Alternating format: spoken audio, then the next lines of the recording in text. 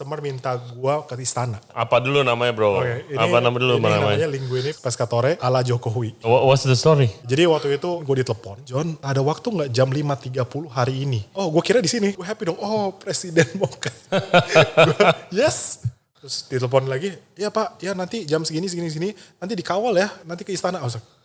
Dulu gue suka nonton J-drama, namanya Bambino. Iya, gue pernah dengar. It was a kid who learned how to make pasta. He feels he's so good, jago gitu. Dari situ gue fascinated sama pasta. Because, bikin pasta gampang. But hell no, it's the hardest thing. Till now, it's by far the hardest food yang gue masak. The problem is that marbling score is just the second or the third important part of the meat. Yang paling penting itu actually dari farmnya. Jadi farmnya, are they doing the proper way of fattening, butchery, semuanya gitu. Baru keluarnya enak. Most people think that they can just buy a dry ager. Yeah. Dry age. Iya, sometimes gitu sih ya. Kan dry age is really new. Same like anything. Orang pikir sushi ya tinggal beli ikan terus potong. Tapi kan enggak. Ya dry aging juga bukan lu beli mesinnya terus lu tinggal taruh sebenarnya gitu kan.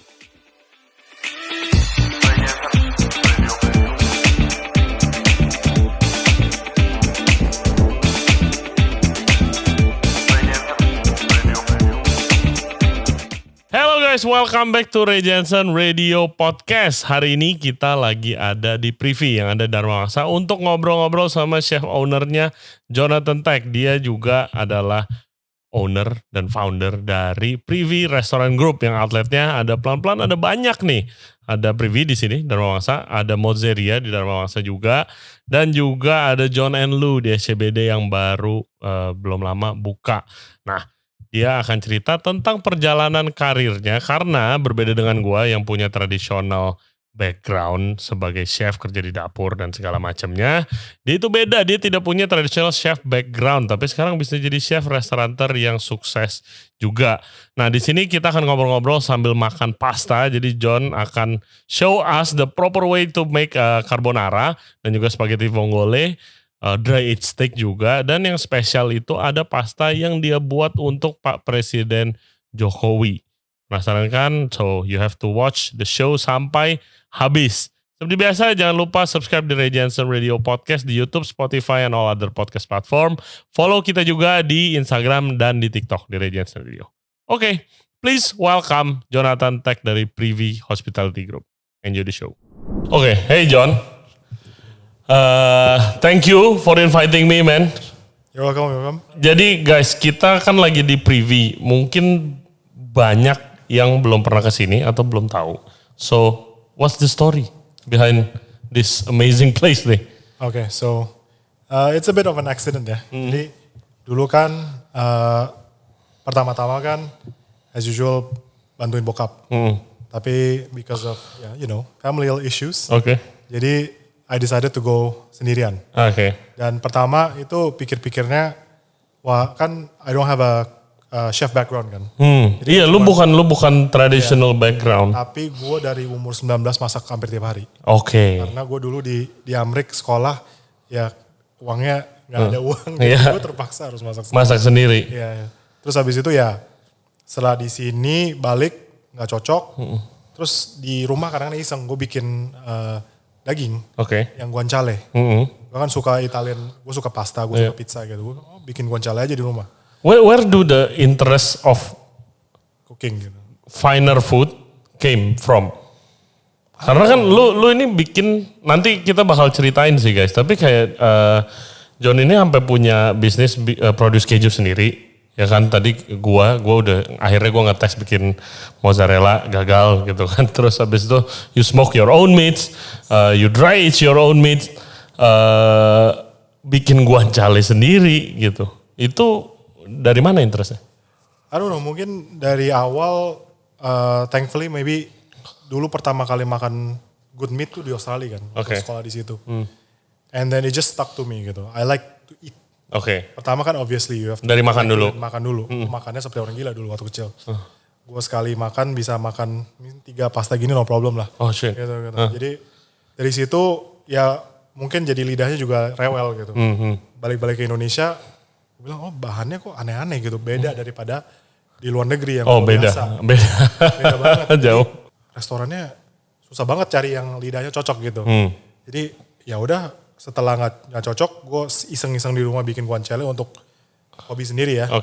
Habis itu bokap gue coba bilang, you should do this. You should do something business like this. Tapi gue tahu guanciale tuh waktu itu mungkin 2016 gitu, 15. Nobody knows. Nobody knows. Kalau lu pernah tinggal di luar negeri dan suka masak ya, suka makan carbonara doang juga belum tentu tahu carbonara asli nih guys. Ini menu sejuta umat ya. Carbonara tapi the real way.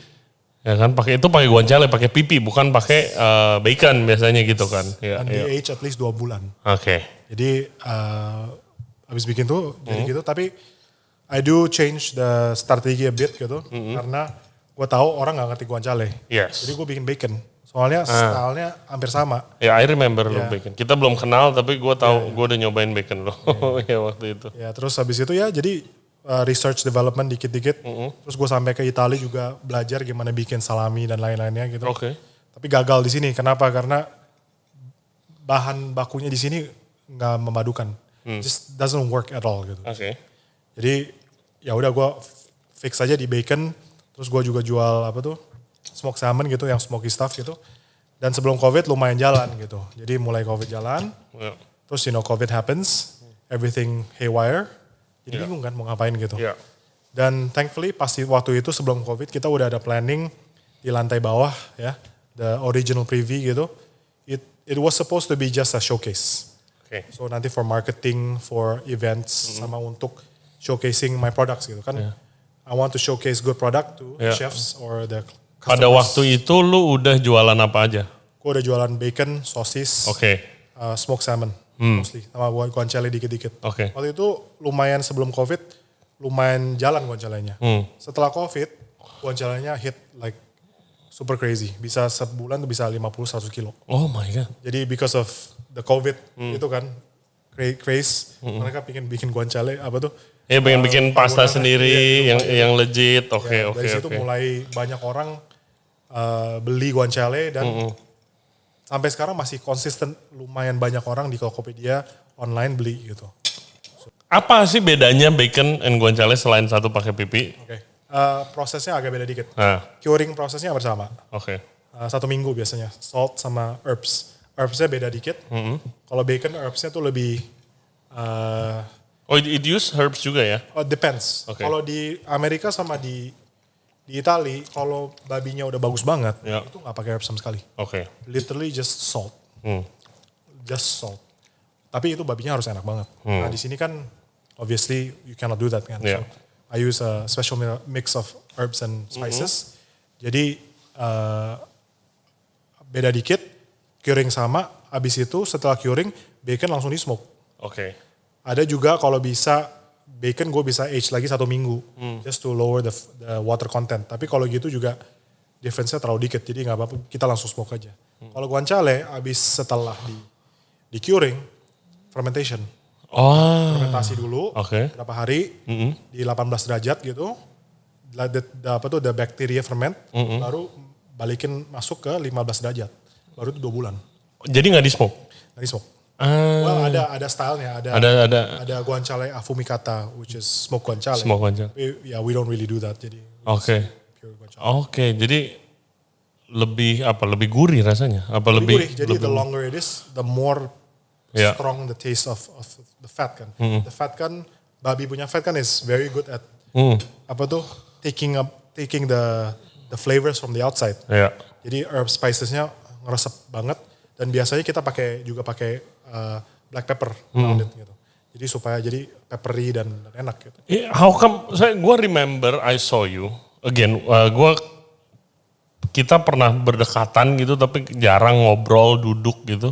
Lu dulu inget gak? Lu dulu pinjam dapur di restoran gue buat masak pizza. Iya. Jadi kayak partner gue bilang, Ray, ini ada teman gue bikin pizza, mau ngundang teman-teman yang mau pinjam dapur. Oh ya udah, go ahead. Gitu. Terus habis itu abis itu lu masak kan buat temen-temen lu tuh. Terus dari situ, terus abis itu bacon.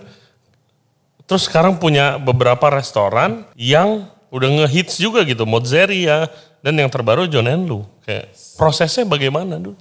Jadi pertama kan as I said tadi, privy kan accident kan. Kita bikin itu bukan untuk restoran.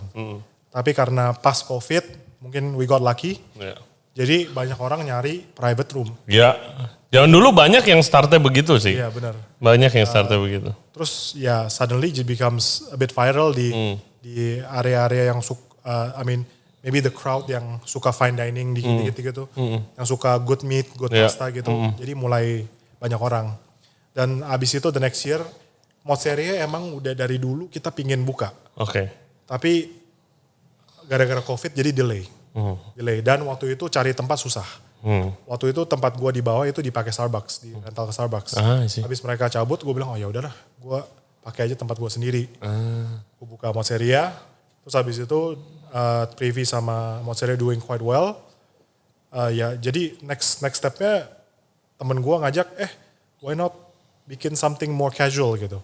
And pas dapat tempat di Echeverria Park.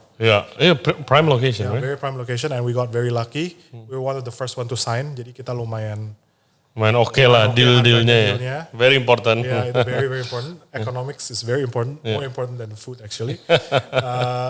Jadi ya udah jalan gitu. Jadi and thankfully juga John and Lu punya konsep itu actually my basic. Kan gue grew up in Aussie, Taiwan, Aussie, and US. 4 tahun di Taiwan, 4,5 tahun di Aussie, 6 tahun di US. Tapi pertama kali gue benar-benar masak tuh di US. Jadi gue dulu sering nonton Food Network.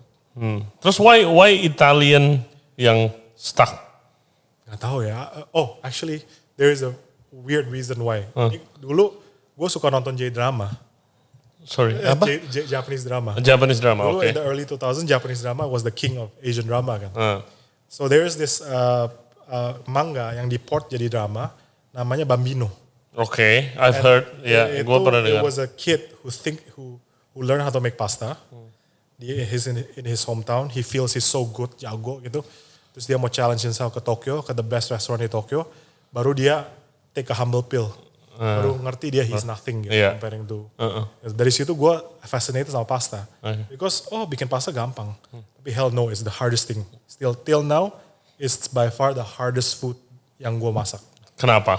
Karena gini, lo pasta bikin easy gampang. Tapi when you realize that every single ingredients matter, then it becomes much more complicated. Kan soalnya, kalau lu baru mau coba-coba belajar masak, one of the first lah, pasti belajar bikin pasta kan. Soalnya kayak gampang tinggal rebus gitu segala macam. Tapi kayak contoh ini deh, ini vongole. Sebenarnya nggak bisa dibilang vongole karena lu pakai Japanese clam, right? Vongole means clams. Vongole just means clams. Gue pikir just that specific kayak kerang tahu gitu. Tapi ini pakai Japanese clam. Yang paling susahnya kan lu bikin emulsification, kentalnya pas lah sausnya dari between the white wine, the olive oil, sama pasta waternya gitu kan. So what's your trick?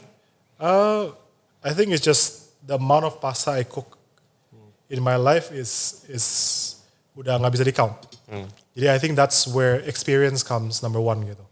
Dan maybe gue juga lumayan anal ya orangnya di makanan gue. Jadi very bro, saklek banget gitu kayaknya. Gue kalau it has to be this way, or else I don't care gitu. Karena I don't know, it's just maybe karakter. Itu lebih positif apa lebih minus? Ada positif, ada minus. Soalnya I used to be very idealistic and very anal about kayak everything I do in cooking. Tapi kayak during 15 years in the industry, it's watered down kan. Kayak the marketnya pelanggan tuh watered idealism down. Gitu ya. In a way gue juga a bit watered down now comparing to like 2-3 years ago. Dulu gue kalau preview waktu pertama buka tuh total klasik. Klasik Italian pasta. Jadi not even like not even any hint of Indonesian. Kemarin. Hey guys, kalau kalian enjoy the podcast so far, thank you very much. Dan jangan lupa subscribe di Ray Jensen Radio Podcast. Back to the show. Welcome to this. Come to this next one. A stroke of good luck. Gitu. My customer minta gua ke istana. Wait, no. Apa dulu namanya bro? Apa nama dulu namanya? Namanya Linguine Pescatore ala Jokowi. Linguine Pescatore ala Jokowi. Ini pertama kali makan Pak Jokowi soalnya. My God. Kita bikin namanya juga ada Pak Jokowi. What's the story? Jadi waktu itu accidentally, for whatever the reason, gue ditelepon. John, ada waktu nggak jam 5.30 hari ini Udah jam 2.30 gue Oke. Ini preview udah lagi buka yang private dining itu. Private dining saja. Iya, That was 2 years ago, Yeah. 2022. Terus habis itu gue bilang, oh gue kira di sini. Gue happy dong, oh presiden mau kan. Yes. Terus habis itu oke, nanti PA-nya Pak Erik telepon. Oke. Terus ditelepon lagi, ya Pak, ya nanti jam segini, nanti dikawal ya. Karena nanti ke istana. Wah. Oh crap, pas waktu itu lagi general cleaning. Ada orang, kalau nggak ada orang. Iya. Kita buka cuma untuk booking kan. Iya. Jadi gue langsung bilang, oke, gue langsung ngebut pulang rumah, mandi di sini, bahan-bahannya semua kita naikin ke Alphard. Gue pakai Alphard gitu. Without menu, without nothing? Udah menunya udah tahu yang klasik aja, just Oke. the favorite aja, A, B, C, D, F, G gitu. Terus habis itu ke situ, terus habis itu langsung ya protokolnya lumayan ketat ya di situ. Jadi Of course, makanya gue kaget dadakan terus kayak gitu. Pusing, ya, pusingnya setengah mati. Kita nggak ada waktu preparation sama sekali. Jadi ke situ pusing, habis itu udah prep, udah nunggu-nunggu aja gini. Terus kan HP gue disita kan. Dimarahin malah sama PA-nya Pak Erik. Bilangnya, kenapa head chef-nya disita HP-nya? Pak Erik mau kontak saya nggak bisa. Iya. Jadi mau ada Communicate, nggak ya. bisa gitu. Tapi jadi untungnya dia masuk, terus tanya, minta something more Indonesian. Because sorry Pak Jokowi maunya, Oke. Iya lah. Presiden maunya, Ada Indonesian touch-nya atau apa gitu. Luckily I have this chili, which is called Calabrian chili. Gue baru iseng-iseng bawa pulang dari Singapura gitu. Interesting, gue makan gue suka gitu. That's the only thing Indonesian that I can think of. Dan itu waktu itu ada wing barunya di istana, especially untuk mungkin entertainment. The kitchen was almost totally new. Oke. Jadi I was like the first or the second person to cook there. Oh. Terus habis itu di situ pas nggak ada bahan sama sekali. Jadi gue bingung kan, nggak ada bahan, tapi ada bawang merah. Jadi gue bilang bawang merah, bawang putih, sambal itu yang dry gue basahin lagi. Oke. Gue ulek. Oke, lu bikin sambal ulek tapi pakai Calabrian chili. Oke. Terus gue masukin ke pescatore. And ludes. And ini becoming our favorite best seller di Privy jadinya. Yeah, of course. Yeah, man. Yeah, you can get cuma bisa ada di sini doang ya. Cuma ada di sini doang ya. My God. And how do you feel after that? I feel I guess lucky. Very lucky. Wah. Tapi the problem was gue nggak ada HP. Terus suddenly Damn. nggak bisa foto. Yeah. Habis itu nggak dipanggil lagi. Okay. Tunggu ya Pak, nanti dipanggil. Oke, tunggu udah cabut. I was like, no picture with the president. I was like, Oh my God. Udah gitulah. Iya, men, gue berapa kali masak bukan buat Pak Presiden sih, tapi kayak the powerful people gitu. That's the problem, nggak bisa foto. Iya, waktu dulu zaman gue private dining, gue masak buat bos-bos besar lagi meeting semua. Tapi gue cuma lihat dari belakang, terus kayak gue mau ada ini Bapak Antoni Salim dulu. Terus kayak ajudannya, gue ngomong sama ajudannya kan, boleh gak? Saya foto, saya ngefans banget. Oh maaf, tidak bisa. Gitu. Ya gitulah. Oh man, when is that? Kapan? Actually it was 2022 birthday-nya dia. Ya. Gila, nggak banyak loh orang yang bisa bilang. Salut, dia birthday gak ngerayain, dia meeting. Bukan ngerayain itu. Bener-bener kerja. Jadi gue salut banget sama. Ya at least, iya lu presiden. Damn. Dan jadi most popular item sekarang. Yes. Gimana mulai dari private dining, udah grown sekarang lu ada apa ya it's a proper restaurant lah bilangnya. Yes. Gimana market menerima itu? Masih not as good as I would hope so. Okay. Because obviously kan di sini kan bahannya is top of the line kan. Iya. Jadi in a way it is very hard for us to communicate how to communicate to our customers. Yeah. Bahwa there is a difference. Right? And for them maybe they haven't been exposed too much gitu ya. Yep. Di luar negeri. Sorry. Jadi that's the hard part untuk kita. Itu PR kita paling besar lah gitu. Yeah. Tapi thankfully ya kebanyakan Privy itu semuanya word of mouth. Barely do any marketing, barely do anything. Tapi ya I think mungkin it's the time gitu, you know. Yeah. That's why gue kontak lo lagi kan. Oh yeah, thank you man. Let's do a podcast or something, you know. Try to impart a little bit of experience that gue dapetin gitu untuk share to the. Iya, kadang susah untuk marketing rasa gitu kan, apalagi bahan proper. Yang bahan proper mau gimana, cuma kayak lu tulis, lu posting, ya kita pakai import. Ya, everybody is doing that. Ya. Ya kan juga ada grade-nya nih, nggak sembarangan import, right? Benar. Gitu kayak tadi John cerita pastanya aja beda banget. Olive oilnya gue nyobain aja udah enak banget. You don't need anything else. Gitu, itu yang susah dikomunikasikan sih. Makanya biasanya chefnya yang keluar, you know. Ya, Lu sekarang harus lebih sering nampang, bro. Ya, udah sering bro, gue kecapean kadang-kadang. Yang paling gampang lah, daging. Ya. Marbling score-nya sama. Yes. 5, 6, 7. Ya, biasa kan jual MB9 dah. Itu yang di-highlight gitu, right? Tapi the problem is that marbling score is just the second or the third important part of the meat. Oke. Yang paling penting itu actually dari farmnya. Jadi farmnya, are they doing the proper way of, you know, fattening, butchery semuanya gitu. Yeah. Baru keluarnya enak. Jadi for example, yang our best seller is MS3 sama MS45. Oke. Tapi itu Tunggu, what is that? Explain. Oke. Marbling 3 itu just, you know, marbling score is just a score of marbling. Jadi it actually means almost nothing.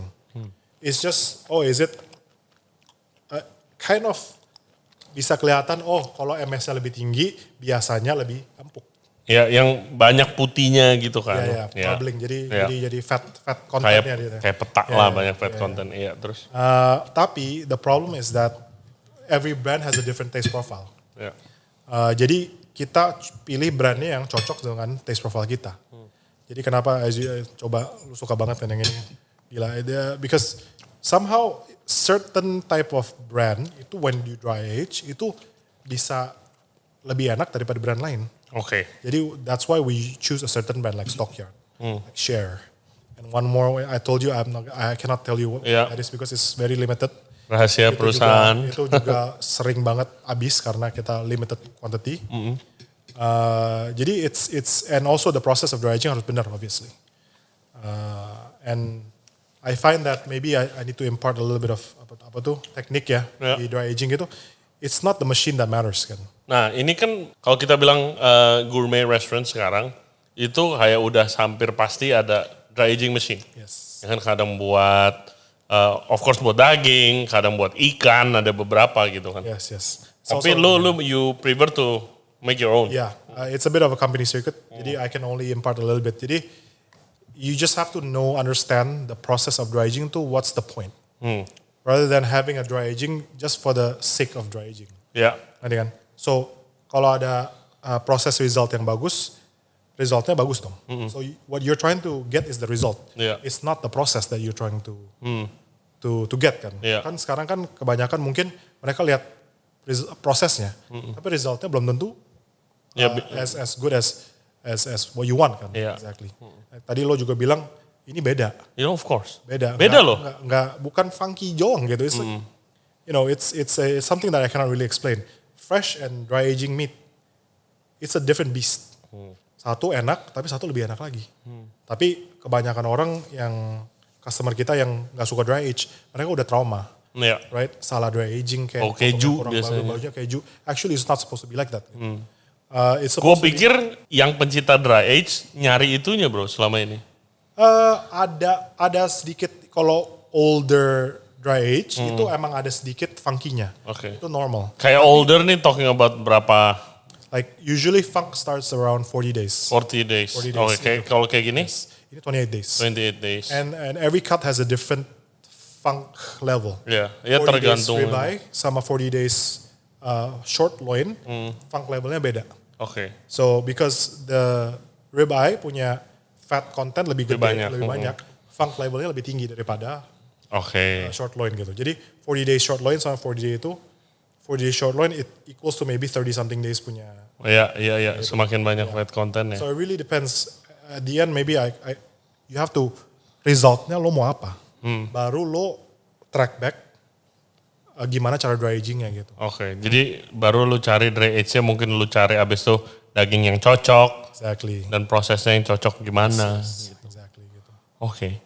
Dari manakah sifat ini kebentuk? Lu sebelum di F&B di industri apa sih? Gue dulu di industri ayam. Di industri ayam, oke. Soalnya lu suka banget ngulik proses. Ngerti ya kenapa gue gitu kan. Gue juga I don't really understand. Tapi for me somehow it's ya mungkin karakter orang beda-beda ya. Jadi thankfully gue ada karakter yang lumayan kalau in detail banget. Yeah. Tapi in general gue orang yang gak detail. Jadi in di rumah Yeah. gak detail gue cuma mau tidur kadang-kadang tidur gitu. Lupa ini lupa itu. Tapi kalau makanan Yeah. gue gak lupa. Okay. Jadi I don't know why. It's just maybe it's my interest. Lu Jadi thankfully. kayak kalau dari dry age gini, where do you got the interest? Di The US? first time ya di US. Waktu itu gue lagi, bokap gue sakit kan. Oke. Jadi kita 6 bulan di US. Oh, Terus habis itu dia kadang-kadang kemana gitu, gue sama istri gue kita ke New York gitu. oke. That was 2016. That was the first time I really tried a proper dry age. Itu di Keene Steakhouse di New York. It blew my mind away. It was like, gue sampai bilang, I didn't know dry age is this good. Gue sampai shock. Even my partner last year dia ke Keens, dia bilang top banget. It was different. It was like this. It was like nggak funk. There's no funk. It's just umami bomb gitu. Gurih banget. Gurih banget dan it's like the beefiness sama the fat actually. The fat is something different. Ini Like, gue lagi makan nih. ya, jadi the fat kalau yang fresh itu kan agak chewy kan. Kalau fatnya dry age itu actually melt in your mouth. Literally, and it coats. Yeah, it coats around and then it just lingers there so well. Yeah. So it's so good with wine. Heavy wine seperti Kapsaf, Yeah. Amarone, Bordeaux, Yeah. Super Tuscan gitu, very cocok gitu. So, hands gitu. So that's where I was like, I love dry aged steak. Jadi gue main-main lah dulu. Waktu John Smokery kan cuma bikin smoke. So I was like, I should do dry age. Gue racik sendiri dari kulkas. Lu belajarnya di mana sih? You read Semuanya. some Gua- books gua- or Google University? Google University. Oke. YouTube semua. And trial and error. Sering gagal dong masih? I mean making gagal. cheese, making... Especially keju. Keju was the hardest ever. Oh ya? Bikin mozzarella sama burrata tuh 2 tahun. Baru bener-bener satisfactory.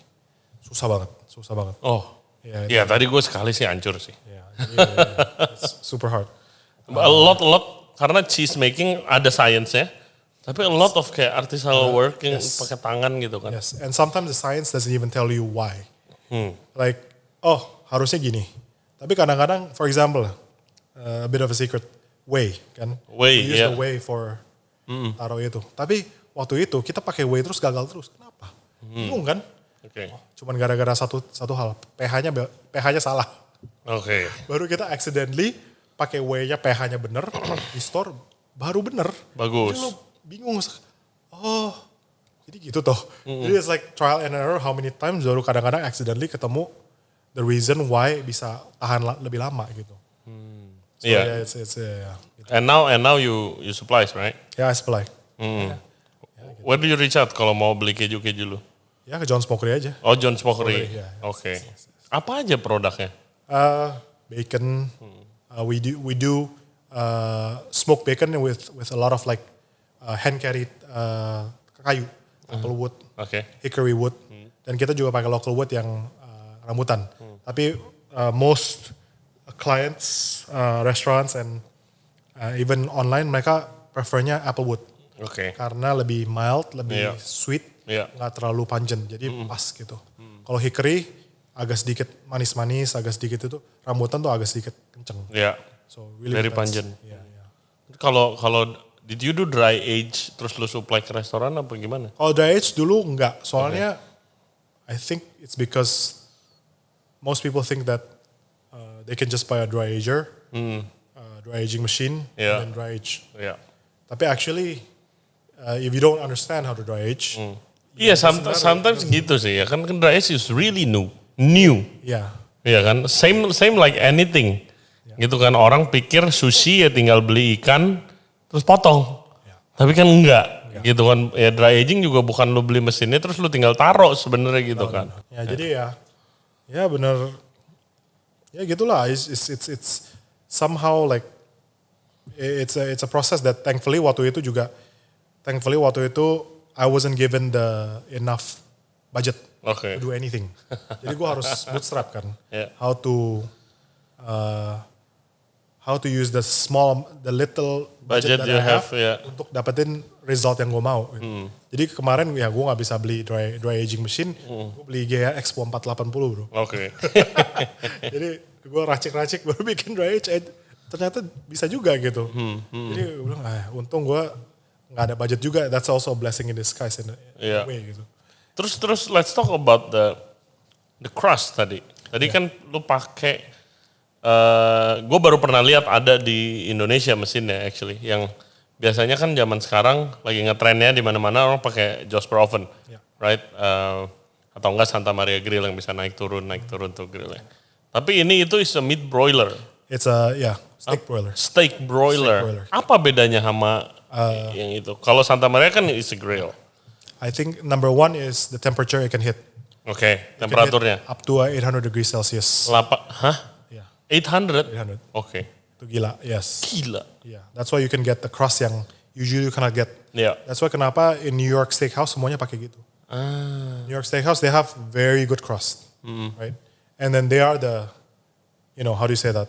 Yang kan Peter Luger gitu, Exactly, itu udah kayak world famous kan. Exactly. Peter Keen's, Delmonico's, Gallagher's, itu semuanya pakai broiler. Oke. Pakai broiler. And then the smell is like this. Do you realize waktu kita masak, lo smell ada something yang gitu kan. Nah, lo masuk ke New York Steakhouse, smellnya gitu. Ya.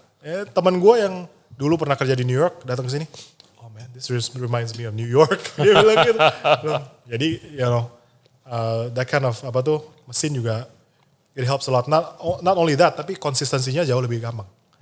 Soalnya at the end, it's just timing. Yeah. 1 minute each side, and then after that, then you rest it.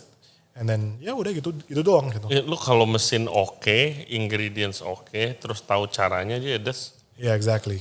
That's perfect gitu kan. Yes. That's the way. Gitu. Gue sometimes frustrated sama, restaurant owners yang restorannya nih interior yang kelihatan tuh bagus banget, begitu let's say di kitchen side itu investmentnya susah tuh keluar tuh. Iya. Kayak kan nggak banyak kan.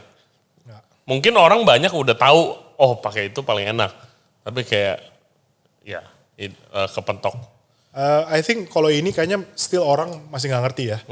Because it's prohibitively expensive actually. Iya, mahal sih. Kalau gua nggak ada budget, gua juga mungkin do the grill biasa tuh guys.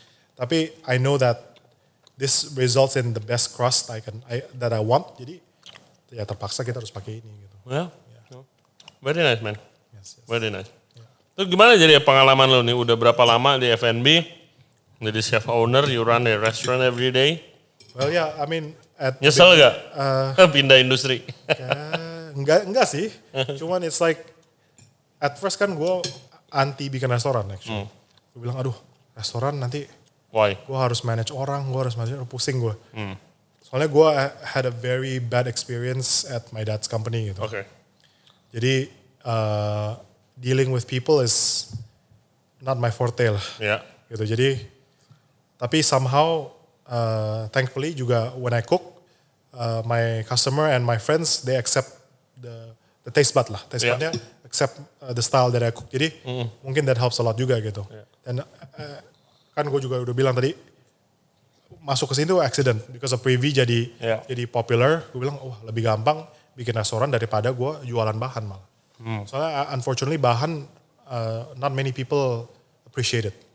Not only that, you know the dirty, under the table stuff gitu, Ya, kalau lu jadi supplier ya lu. Exactly. Then I refuse to do that. Yeah.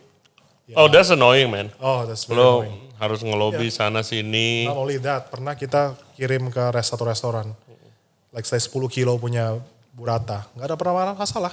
Suddenly on that day langsung di retur setengahnya, for no reason. Okay. Dia nggak kasih kita reason, bilang it's not up to our standard. What do you mean not up to your standard? Langsung gue cut, gue nggak peduli. Gitu. It's like you don't give me any excuse. Terus nggak ada foto, nggak ada video. Terus lo sembarangan ngambil, cek, balikin lagi, kita udah harus buang langsung. You understand? Just like, it's like, oh my gosh, are you? It's like, frustrating. joking me? Iya. Gitu, ngerti kan? Gua nggak tahu itu ada. Ini kita tuh lagi ngomongin ini guys, kadang-kadang ada beberapa company yang purchasingnya itu bandel, ya kan? Karena pengambilannya oke, jadi dia pegang kendali lah dari bahan-bahan yang masuk ke restoran dari siapa gitu. Kita bukan ngomongin kalau barang-barang yang import jarang ada, emang cuma John yang punya gitu. Kita ngomongin general products gitu loh. General products.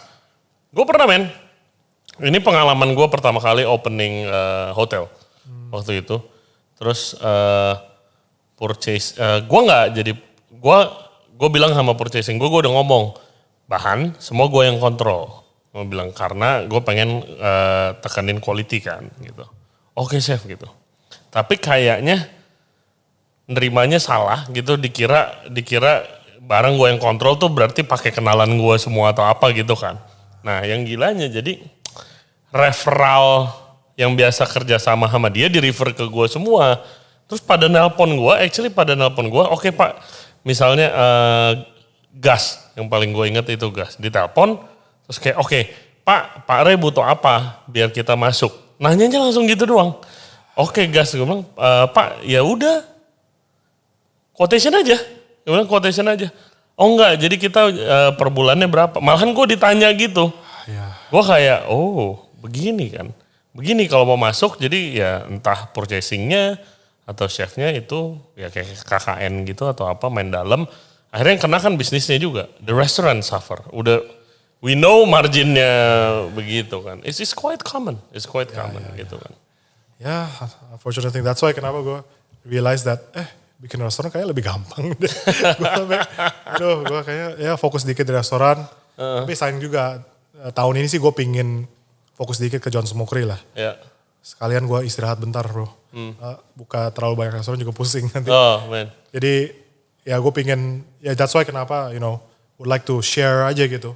Like bahan-bahan yang kita dapat di Indonesia tuh not exactly good level, global level. Mahal, dan juga kurang, it's just not there gitu. Okay. So that's why kenapa thankfully gue bisa bikin bacon, smoked salmon sama keju ya itu udah gitu. helps a lot kan. Iya. Ya, apalagi kalau Italian food, oh yeah, especially Italian food. Italian food is all about bahan. If you stick with the classic, Italian style. And gue juga agak kekeh gitu. Gue nggak pakai micin. Kecuali mungkin one dish di John and Lu. Itu terpaksa. Ya, pilih sendiri ya. Pikirkan sendiri apaan. Tapi ya, I try not to use micin. And instead I use a lot of cheese. Okay. Yeah, Kenapa lo nggak pakai micin bro? It just taste-nya aneh for me. Nggak masuk sama makanan yang lu buat? Iya, nggak masuk gitu. Jadi ya I think everybody has their own taste bud kan. Ya.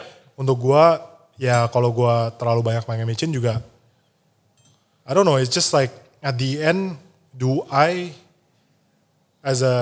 lihatnya gini ya, gue as a chef, owner, am I responsible to my customer punya well-being at the end, right? Do I want to give them a good product or more shortcut product? At the end kan gitu kan. Okay. Ini internal gue punya morality lah, I don't know how to say it gitu. Yeah. Gue cuma pingin kasih klien gue yang terbaik aja, udah gitu. Kalau gue bisa pakai terbaik, harga gue tekenin, that's okay juga gitu. But ya di sini kan bahan-bahan mahal banget gitu. Iya. Beda-beda. Gue sih jujur aja, gue sih pakai micin, kalau nggak kurang gurih. Asian food gue all micin bro. Iya. Tapi tergantung lagi kalau ya lu carbonara micinnya banyak banget mah ya. Nggak masuk. Soalnya masuk. Ini umami bomnya udah gila. Iya. Dan lu kan keju, kayak ini pakai pecorino gitu kan. Ya ada sharpness-nya juga yang beda kan gitu. Jadi bukannya gurih doang nih gitu kan. Oke. Lu mention Italian American konsep-konsepnya. Iya.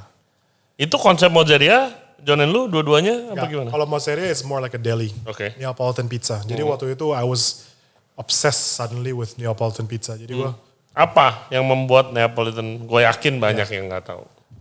Ini agak sebel banget. Gue mau curhat dikit nih. Iya. Baru dapat 1 star. Bilangnya Neapolitan pizza kita basah. Oke. Gue sampai bingung gue mau ngomong apa ya. Emang lu pernah makan Neapolitan pizza atau enggak? Gue makan Neapolitan pizza, sorry gue gak bisa, barely can use my hand. Lu harus knife and fork. Yeah. Because it's wet.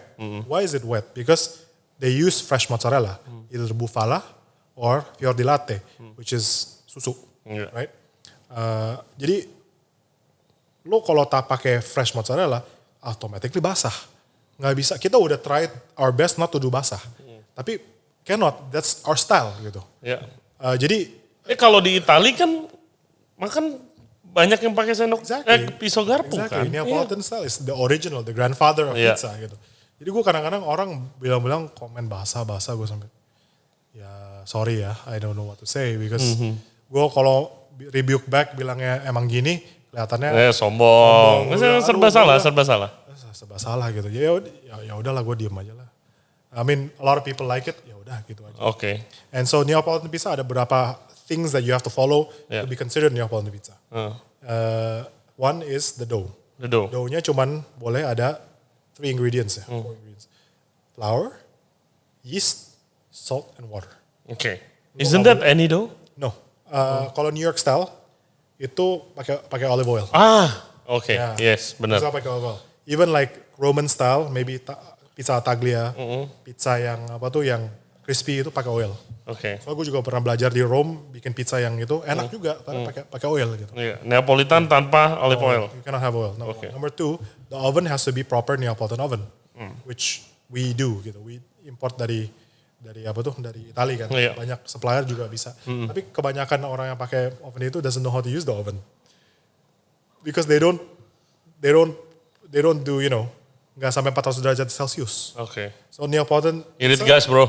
Hah? Irit gas. I don't know lah. Tapi kalau Neapolitan pizza itu you have to cook it between 60 to 90 seconds. Or else it's not a Neapolitan pizza. Oke. That's how strict their Yeah. guideline is. Oh iya, kalau Italian, Yeah. but their food, Mozzarella harus fresh mozzarella. So if you're not fresh mozzarella and you say you're Neapolitan pizza, bukan pakai proses mozzarella itu kan. bukan. Iya. So it's like, ya kalau gitu ya, Iya. you cannot really say you're a Neapolitan pizza gitu. So we're yang that I know of right now, I think we're probably the only one that does that. Maybe I'm wrong, tapi mungkin udah ada banyak yang juga buka. So, but I hope, I mean, di sini marketing juga agak itu ya, ngomongnya sembarangan kadang-kadang. Of course, karena kan nggak ada, makanya itu yang kita trying to achieve with this kayak podcast channel gitu, kayak education. Kayak zaman dulu kan kayak sebelum ada podcast gua gitu, lu mau cerita detail soal produk lu di mana? Lu mau marketing, memperkenalkan journey lu itu di mana gitu. Biasa lu dapat kalau misalnya ngundang for marketing di sosial media mungkin dapat video Instagram atau TikTok, 1 minute 30 seconds, lu nggak bisa cukup detail untuk ngejelasin. Oke, ini kita Neapolitan pizza tuh apa sih gitu, di mana kalau without education market ya udah susah gitu. Jadi nggak tahu, jadi ada kayak kok pizzanya basah gitu kan, padahal supposed to be like that gitu loh. Yang kayak gitu sih. Iya benar. Ya tapi itu makanan sehari-hari orang F&B biasanya kan. Iya. Iya kan. Oh my god. Ya gitulah, harus telan hati kadang-kadang. Like emang it's in a way it's a thankless business. Ya. Tapi ya thankfully passionnya masih ada lah. Kalau nggak ada passion juga berat sih. Oke, jadi itu mozzarella Neapolitan. Yes. John and Lou Italian American. Yes. Apa? Soalnya gue yakin 90% it's Italian aja taunya kan, Yes. makanan Itali gitu. So kalau American Italian actually it's what I grew up watching. Soalnya di Amerika kan semuanya American Italian. Klasik Italian tuh hampir nggak ada juga. Tapi mereka masih lebih klasik stylenya comparing to let's say the Indonesian Italian here ya. Okay. If you compare apples to apples gitu. Kalau American Italian they can use a lot of butter, a lot of cream Oke. in their pasta. Oke. Biasanya itu ciri-ciri khas satu. Ya, and they use a lot of weird ingredients yang usually Itali nggak pakai. Contoh kita ngomongin misalnya carbonara. Is there any difference Ya between? kalau di Amerika carbonara ya actually quite similar di Jakarta. Oke. Pakai krim. Pakai krim. Pakai krim dan pakai bacon. Dulu Oke. pertama kali gue bikin carbonara ya pakai krim sama pakai bacon. Oh, that's why Indonesia adopt that Mungkin kali ya. it's from American culture Amerika kan sangat strong kan. iya. Mungkin adopsinya dari situ. Oke. Ya, Oke. and dulu famous celebrity yang di Food Network itu semuanya ada yang satu namanya Giada De Laurentiis. Have you Ya. heard of her? Oh yes. Dia very influential dulu waktu di Food Network. And Mario Batali. Yes, of Terus habis course. itu ada si Emerald Lagasse. Bam. Yeah. You know, ya dari dulu nontonnya dari situ gitu. Yeah, That's yeah. all American Italian gitu. So, I mean, ya dari situ gue belajar Tapi at the same time, I do like to see what real Italians do. Gitu. And jadi I guess I can bikin distinctnya real Italian sama American Italian itu gimana. Oke, mungkin masih bisa lebih cocok kali ya. I'm not sure kalau benar-benar Italian yang totok gitu, itu kayak nggak cocok deh. It's very simple. That's why kan. di sini yang I have to use very good ingredients. For example, for vongole, kalau gue pakai local vongole itu nggak nendang. Harus pakai Japanese vongole karena itu baru umami dari on the sea-nya baru keluar. Iya betul. Gitu. Jadi kalau kita nggak bahan-bahannya kurang bagus, and lo coba masak untuk local market, itu terpaksa lo harus pakai. Bener. Gue remember the first time I went to Italy, dikasih spaghetti marinara. Ya kan itu paling klasik lah mereka, saus tomat aja gitu. Gue asem banget men, gue sampai kayak ini di mana yang gue udah mulai ngerti masak nih sebenarnya. Kok gue nggak suka ya, asem banget gitu kan, karena very very simple. Tapi marketnya di sana emang begitu stylenya. Apalagi bolognese ya, gue bingung banget cuy. Bingung banget gue. Ini kok mana gue sampai nyari tomato sausnya kan, kalau bolognese aslinya yang di Italia tuh it's meat.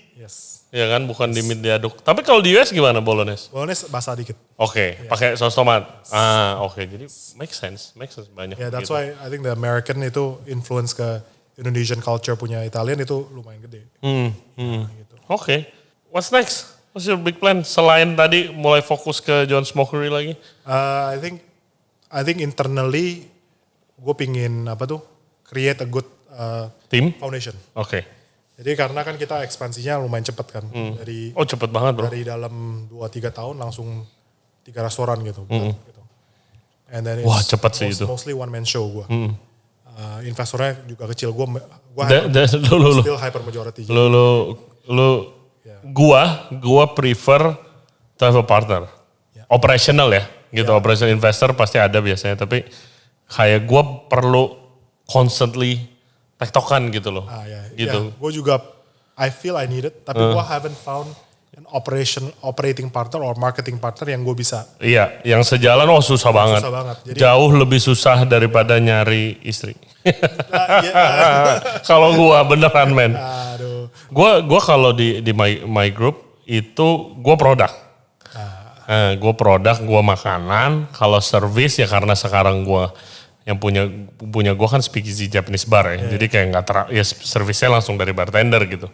Tapi kayak misalnya ada tim, misalnya kayak August gitu kan. Mereka ada perfect combination. Jadi di operation tuh aman banget gitu kan. Jadi ada tanggung jawabnya masing-masing gitu. Dan kayak gue cannot do marketing. Gitu. I don't have a clue gitu. Mau pura-pura rame, gue juga nggak tahu apa yang bikin rame gitu kan. Kita sempat ngomongin ini. Gue juga gak ngerti.